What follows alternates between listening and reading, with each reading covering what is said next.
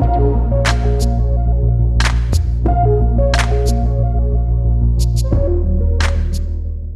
Friends, welcome back to channel. मैं सिंधु सोनी आपका इस इंटरेस्टिंग वीडियो में स्वागत करता हूं। आज बात करूंगा मैनेजरियल स्किल सेट के बारे में। आप में से बहुत सारे ऐसे मेरे फ्रेंड हैं जो मैनेजर बनना चाह रहे होंगे या फिर as a manager present time में वर्क कर रहे होंगे। अब जो एज ए मैनेजर आप वर्क कर रहे हैं वो फर्स्ट लाइन भी हो सकता है, सेकंड लाइन भी हो सकता है, किसी भी पोजीशन पे काम कर रहे हैं, मैनेजरियल पोजीशन पे हो। तो ये जो सारे पॉइंट मैं आपको यहाँ पे बताने वाला हूँ ये बहुत ज्यादा आपको हेल्प करेगा। हो सकता है आप बहुत सारी चीजों को फॉलो कर रहे हो और बहुत सारी चीजों को फॉलो ना कर रहे हो, बट एज ए मैनेजर जो 4-5 चीजें मैं बता रहा हूं ये बहुत इंपॉर्टेंट है फ्रेंड। अगर आपको नहीं आता है इसके ऊपर प्रैक्टिस जरूर करिए, इसके ऊपर कंट्रोल अपना जरूर बनाइए, तभी आप टीम के ऊपर कंट्रोल कर सकते हैं, एज वेल एज आप कंपनी के अपर मैनेजमेंट को प्रॉपर रिपोर्ट कर पाएंगे और एक अपनी अच्छी इमेज बिल्डिंग कर पाएंगे। ठीक है, जब हम मैनेजरियल स्किल की बात करते हैं सबसे पहले मैनेजर एक वर्ड आता है। मैनेजर का मतलब होता है चीजों को मैनेज करना, और चीजों को मैनेज आप तभी कर पाएंगे जब आपके पास में डेटा होगा, क्योंकि आप बिना डेटा के प्ले नहीं कर सकते। तो सबसे पहला और इंपॉर्टेंट पॉइंट है वो है अंडरस्टैंडिंग ऑफ द डेटा। आपको डेटा की अंडरस्टैंडिंग बहुत अच्छे से होनी चाहिए। बहुत सारे मैनेजर्स ऐसे हैं जो मेडिकल रैप से मैनेजर तो बन गए, लेकिन अभी तक उनके दिमाग में क्या सेट है एक चीज की, सेल करना। सेल करेंगे, टारगेट होगा तभी मेरी जॉब चलेगी, या मैनेजर का काम है किसी तरह सेल करवाना या सेल में हेल्प करना।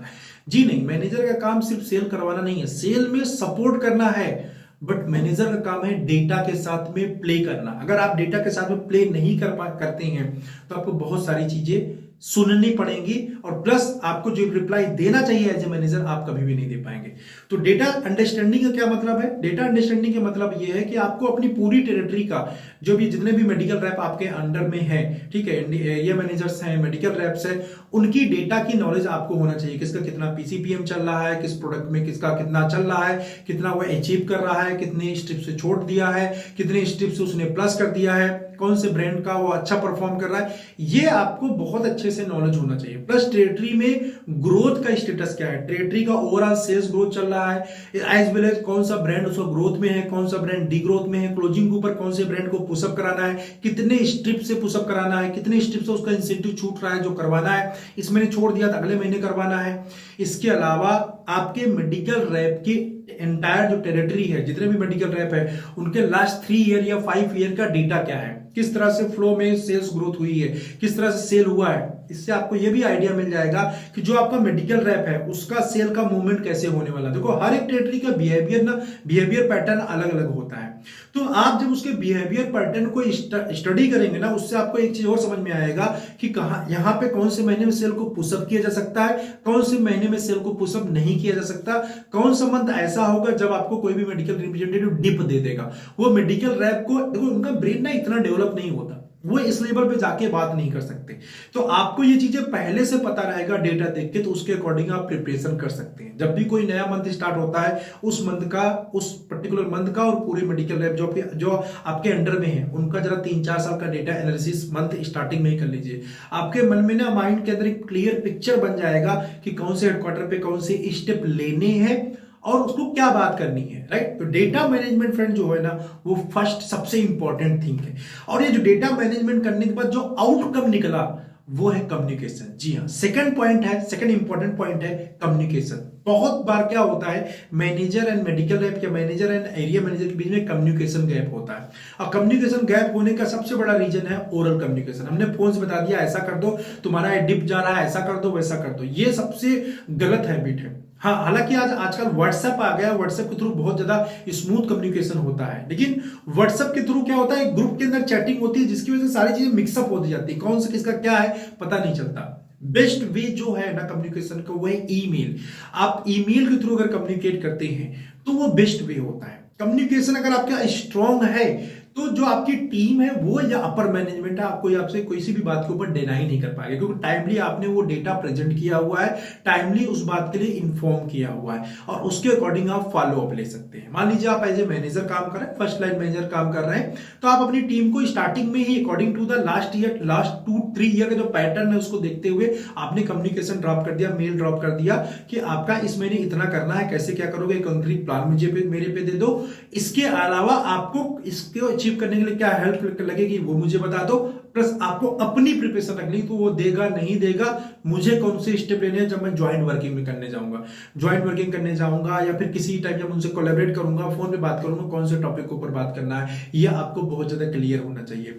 ओल्ड प्रिस्क्राइबर कौन से थे जो आप प्रिस्क्राइब नहीं कर रहे हैं, मतलब डेटा देखने से आपको पूरा आइडिया नहीं मिल जाएगा क्या क्या पिक्चर हुआ था, राइट। पहला हो गया डेटा, दूसरा हो गया आपका कम्युनिकेशन, तीसरा है जो आपको हेल्प करना है अगर आप फर्स्ट लाइन मैनेजर स्पेशली काम कर रहे हैं, वो है चैम्बर के अंदर अपने मेडिकल रैप को सपोर्ट करना। देखो जनरली क्या होता है कि जब मेडिकल रैप किसी डॉक्टर के अंदर जाता है ना, डॉक्टर उसकी डिटेलिंग नहीं सुनता है, क्योंकि मेडिकल रैप को उतना ज्यादा प्रेजेंट टाइम में कोई डॉक्टर रिस्पेक्ट नहीं देता। बट जब आप एज ए मैनेजर जाते हैं ना, तो एज ए मैनेजर होने की वजह से डॉक्टर आपको रिस्पेक्ट देता है। तो अगर आपके जो भी ब्रांड का पोर्टफोलियो है, ब्रांड के पोर्टफोलियो में आप जो भी स्पेशली कॉन्सेप्ट सेलिंग ब्रांड है, जो भी आपके ब्रांड के अंदर डिफरेंशियल है, उसको आप जरूर शेयर करिए, क्योंकि वो शेयर करने के लिए आप मेडिकल रैप को बोलोगे तो शेयर करना चाहेगा तो कई बार नहीं शेयर कर पाएगा, क्योंकि डॉक्टर कई बार उसको टाइम नहीं देता या फिर सुनता नहीं है। लेकिन वो बात अगर आप सुनाओगे, उसको दर्शाओगे, दिखाओगे, डिफरेंशियल प्रैक्टिकल करके दिखाओगे, डॉक्टर आपको टाइम देगा, आपसे सुनेगा। मेडिकल रैप पे क्या है कि ठीक है जब ब्रांड ने बताओ जाओ, तो मेडिकल रैप को समझ नहीं होती है, कई बार रिस्पेक्ट ना मिलने को ऐसे चला जाता है, तो कन्वर्जेंस नहीं होते। लेकिन मैनेजर जब किसी बात को बता रहा होता है किसी डॉक्टर को या कस्टमर को, चाहे मेडिकल स्टोर हो चाहे डॉक्टर हो, तो वहां पे वो सीरियस उन बातों को लेता है, सुनता है और आपके डेटा एंड फैक्ट के ऊपर समझता है। अगर कोई कंपेरिजन करके आप दिखा रहे हो, मैंने सेम वही मेडिकल रैप दिखा रहा है, तो शायद मेडिकल रैप की बात के ऊपर इतना ज्यादा इंटरेस्ट ना दिखाए आपका customer, but as a manager, second line manager, third line, जितनी आपकी पोजीशन ऊपर होती चली जाती है, उतना ही ज्यादा इंटरेस्ट ज्यादा क्रिएट होता है। केयरफुली मतलब आपके बात को जो कस्टमर होता है वो सुनता है। तो डॉक्टर चैम्बर के अंदर आपको पिकअप करना है, उसके जो डिटेलिंग है उसको, जैसे वो बीच में जब पॉइंट आता तभी आप पिकअप कर लीजिए, उसके बाद डिटेलिंग करिए, और उसके बाद विजुअलेट कंटेंट नहीं, जो डिफरेंशियल कंटेंट है, जो कॉम्पिटिटिव एडवांटेज है, वो आप शेयर करिए, ताकि डॉक्टर कन्वर्जन में काफी ज्यादा हेल्प लग सके, हेल्प हो सके। As well as medical rep को डॉक्टर चैम्बर के अंदर हेल्प करिए। अगर कोई कैंपेन करने वाले हैं, कैंपेन के अंदर इनरोलमेंट कैसे किया जाता है, कैंपेन के लिए किसी डॉक्टर से बात कैसे किया जाता है, कैंपेन के लिए किसी मेडिकल स्टोर वाले से कैसे बात किया जाता है, कैंपेन के लिए किसी इंस्टीट्यूट के अंदर कैसे बात किया जाता है, किसी कैंपेन को कैसे रोल आउट किया जाता है, कस्टमर सिलेक्शन कैसे किया जाता है, डॉक्टर मैट्रिक्स कैसे बनाया जाता है, इन सब चीजों को ऊपर ना आपको अपने जो मेडिकल रैप है उसको सपोर्ट करना चाहिए। आपको अगर नहीं आता है इन चीजों को ना, आप अपने सीनियर से पूछिए, या फिर मेरे बहुत सारे वीडियोस हैं जिसका मैं लिंक डिस्क्रिप्शन के अंदर दे दूंगा, आप वहां से जाके इन सारी चीजों को सीख सकते हैं। हैंड होल्डिंग ऑफ द टीबीएम्स का हैंड होल्डिंग करना है। टीबीएम मतलब मेडिकल रिप्रेजेंटेटिव, हैंड होल्डिंग करने का मतलब देखो मेडिकल रैप के लेवल पे बहुत सारा इशू होता है, कई बार उसको प्रोनाउंसिएशन में प्रॉब्लम होता है, कई बार डिजीज के अंडरस्टैंडिंग में प्रॉब्लम आती है, डिजीज के अंडरस्टैंडिंग में बहुत ही ज्यादा प्रॉब्लम रहती है। विजुअलेट के ऊपर जितने भी टर्मिनोलॉजी है फ्रेंड ना, वो आपको प्लस आपके मेडिकल रैप को बहुत ही अच्छे तरीके से क्लियर होना चाहिए। अगर लोग फ्रेंजाइटिस लिखा हो तो फ्रेंजाइटिस होता क्या है, उसका मीनिंग क्या है, और उसके अंदर कौन कौन से मेडिसिन अवेलेबल है, सिर्फ आपके नहीं, मार्केट के अंदर और ज्यादा कंपटीटर कौन कौन से अवेलेबल है, और कंपटीटर आपके ही कंपोजिशन में नहीं और कौन सी कंपोजिशन में अवेलेबल है, तभी तो आप डिफरेंशियल बता पाएंगे। ये चीजें क्या होता है मेडिकल रैप को हम कई बार नहीं बताते। देखो बहुत बड़ी बड़ी कंपनीज की बात करें तो वहां पे ट्रेनिंग डिपार्टमेंट होता है, पीएमटी होता है, उनके ऊपर ट्रेनिंग देता है, कम्युनिकेशन आता है। हो सकता है आप स्टार्टअप है, छोटी कंपनी में काम कर रहे हैं, मिडिल कंपनी के अंदर काम कर रहे हैं, उस टाइप से कम्युनिकेशन आपके पास ना आ रहा, लेकिन गूगल जैसी चीज आपके पास में है, जहां पे आप चीजों को सर्च कर सकते हैं, पढ़ सकते हैं। डॉक्टर चाहे वेटिंग एरिया जो होता है, जब वहां इधर उधर गप्पे मार रहे हो तो थोड़ा सा उस डिजीज के बारे में पढ़िए, नॉलेज इकट्ठा करिए, और सेम नॉलेज अपने मेडिकल रैप को ट्रांसफर करिए होटल के अंदर, वेटिंग एरिया के अंदर, और उससे बार बार पूछते रहिए। आप 1-2 महीने प्रैक्टिस करेंगे ना सारे मेडिकल रैप के साथ, ऑटोमेटिकली पहले तो आपको हर एक चीज विजुअल के हर एक कंटेंट आपको याद हो जाएगा।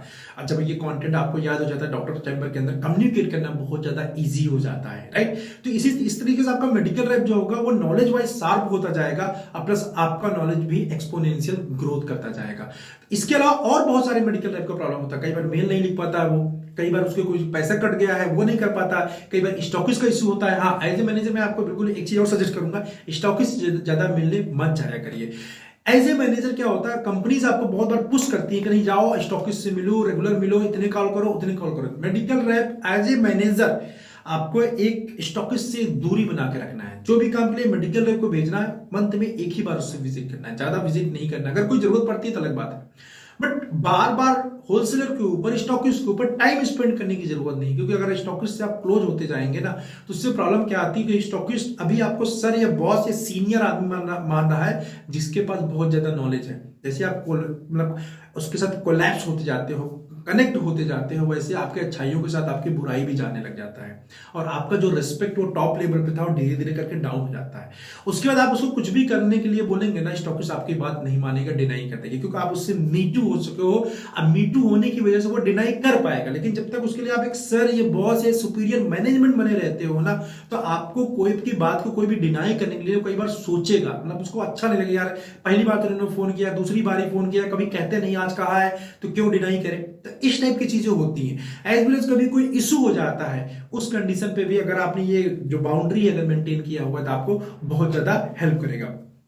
इसके बाद जो नेक्स्ट पॉइंट है फ्रेंड, उसकी अगर मैं बात करूं तो वो है ट्रस्ट ऑन द बेसिक्स। आजकल क्या हो रहा है, मैंने बहुत सारी कंपनीज के अंदर देखा है, एज ए मैनेजर जब हम काम कर रहे होते हैं, मार्केट के अंदर जाते हैं, मार्केट में हमें क्या मिलता है, भाई इतने पे इतना स्कीम दे दो, ये रेट दे दो, ऐसा कर दो, वैसा कर दो, इन्वेस्टमेंट कर दो, ये गिफ्ट लगा दो, इस टाइप की बहुत सारी चीजें होती हैं।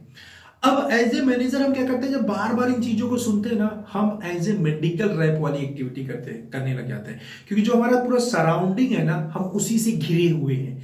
बिकॉज ऑफ दैट, जब हमेशा ही वैसा होता जा रहा है, हर जगह वही सुनने को मिला है, हम भी मेडिकल रैप वाली थिंकिंग रखने लग जाते हैं, जिसकी वजह से क्या होता है कि हम भी कंपनी से वैसा ही डिमांड क्रिएट करना शुरू कर देते हैं।